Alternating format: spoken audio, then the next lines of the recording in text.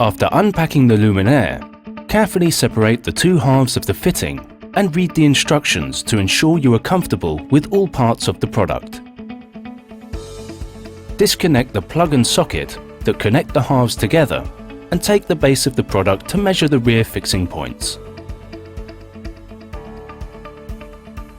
Mark the fixing point measurements and the cable entry on the ceiling you want to secure your fixture. We recommend double-checking your measurements before you begin to work. Next, drill a hole in the points you marked out and insert suitable fixings as required. The fixings you use will depend on your surface material.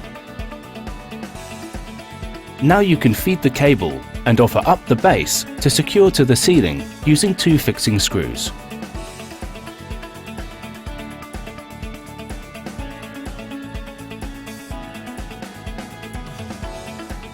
Once secure, connect the mains cable to the terminal block and suspend the optical unit from the suspension cords.